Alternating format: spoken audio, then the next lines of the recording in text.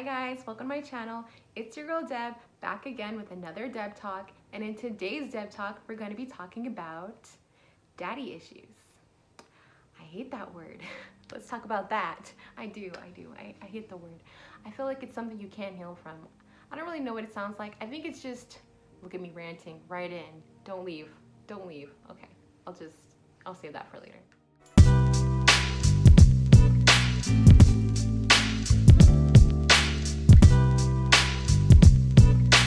Anyways, I decided to talk about this topic because when even just thinking about relationships, your parents, mom and dad should be your first point of reference for a healthy relationship. So what happens when you have grown into this adult and you haven't had a healthy relationship established with your mother and your father? That can have an effect on your choices and how you are in your interpersonal relationships. So I thought that'd be a good thing to unpack today. Okay, so before we get into unpacking, I thought it'd probably be best if I give a little background of my own upbringing. So I was raised by my grandma. My mom passed away when I was 7. However, when she was alive, we still lived with my grandma. So been with grandma since day one. My mom and my dad, they got married when my mom was pregnant with me. The marriage did not last that long. I think it was actually over before I was born. If I'm not mistaken, it was over like shortly after. So I clearly didn't have their relationship together as a point of reference for me. I have a picture of my dad, of me and my dad. I was probably about 2 years old, but even like to my knowledge, he wasn't really around at that time. So my earliest memory of my dad, I was about 4 years old. Yeah, I say 4 because I can remember pretty well, and I'm pretty sure I hadn't started school yet. So yeah, I was about 4 years old, and I remember I was in my room and my grandma called me to come downstairs because I had a visitor. So I go downstairs and I see my dad standing at the front door, and I just remember thinking like basically like, who is this dude? And so my grandma tells me like, no, this is your dad. I don't really remember like what happened after that, like if there was any words exchanged between me and my dad, but I remember going outside with him and assuming that my grandma was gonna come along with us. So I turn around I guess to make sure, and I see her shutting the front door on me. I'm all offended still. Yes, yeah, so shutting the front door on me.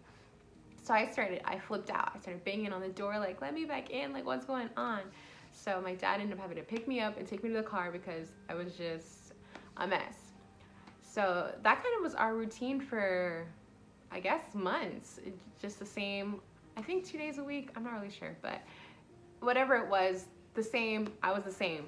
Kicking and screaming, my dad had to buckle me up. I'd be trying to kick him while we're in the car, just a mess. So eventually I ended up finding out that my dad and my grandma were both going to court to get full custody of me. And at the time, the judge had granted my dad visitation rights. So eventually the judge ended up granting my grandma full custody. And so after that, my dad still visited a few times, but then he kind of like just stopped coming to see me. But he would still call like on the phone on my birthday and like on holidays. And then that probably lasted about like 2 more years till I was about 6, and then I didn't hear from him anymore. And then fast forward, I'm like 15 or 16 and I made a Facebook. I was not allowed to have a Facebook. I made one anyways. And my dad ended up finding me on Facebook. So he messaged me telling me, I'm your dad and I've been looking for you. I love you. I want to get to know you. And you also have other siblings who love you and want to get to know you. So I remember just like being terrified, like my grandma's gonna kill me if she finds out. So that's what I basically ended up messaging my dad, like I have this Facebook, I'm not allowed to have it, and I don't feel comfortable talking to you like without my grandma, like behind her back basically. And so I vaguely remember like him saying like, like he understands that and he doesn't want me to get in trouble or like mess up our relationship or whatever. So later that week, my grandpa, who wasn't with my grandma anymore, ended up calling and telling me that he had talked to my dad and that he was going to talk to my grandma about, him calling the house and I guess talking to me that way. But I never talked to my dad about it, but it never ended up happening. So I don't know like what happened with that. But my dad did still message me on Facebook. So he would message me stuff just like, just want you to know I'm thinking about you, have a good day, little things like that. And then eventually when I moved out when I was 19, we kind of like, I ended up meeting him and my siblings, and that's kind of like more of a to be continued sort of thing. I just basically wanted to show, like, to tell the foundation of my story so that you know kind of where I'm coming from when I talk about, you know, my dad and my take on that. Okay, so now that you know a little bit more about me, let's unpack this thing. So what does daddy issues mean?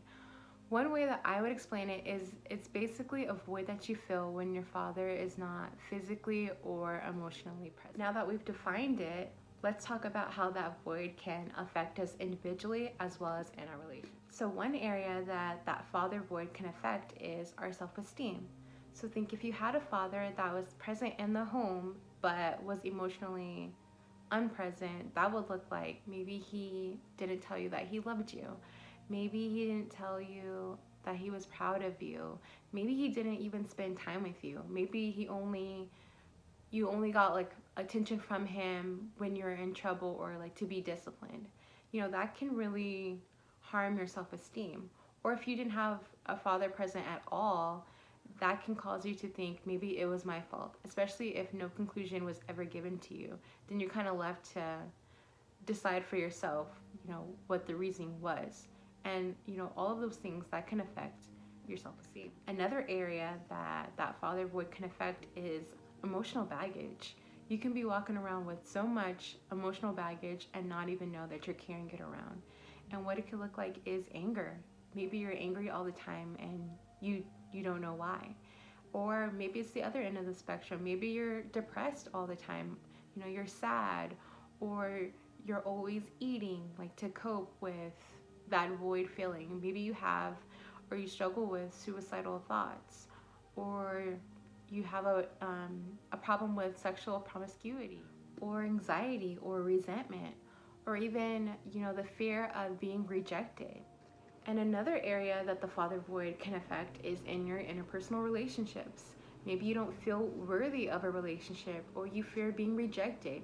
Maybe it's hard for you to express yourself and express your feelings. Maybe you're easily jealous and you are possessive. You fear that person will leave you. Or maybe you even confuse sex with love, or you isolate yourself. You keep people at a distance, so you have a lot of superficial relationships, but constantly have a wall up and never allow people to get close to you. Or maybe you have difficulty committing in a relationship, or maybe you're overly dependent in a relationship, or maybe you've had multiple failed relationships. The list really can go on and on for what effects a father void can have in an individual. So that's why I felt it was really important to create this video to kind of shine light on that. I know at one point in my life I felt like, well, he was barely around, it really didn't affect me in any way. But as I'm growing and as I'm learning, it really has affected me a lot, like quite a bit in my life. So I'm actually making a part 2 to this video that I'll be uploading on Friday, and I'll be addressing different areas in my life where I was not aware, but I was trying to fill that void in my life. So I'll be talking about how I overcame that, how I introduced healthy coping skills and healing into my life, and even how I forgave my dad. So if that's something you're interested in, tune in Friday. If you haven't already, subscribe, put on that notification bell, and I'll see you in the next one. Thank you so much for watching, and yeah, like I said already, I'll see you in the next one. Bye.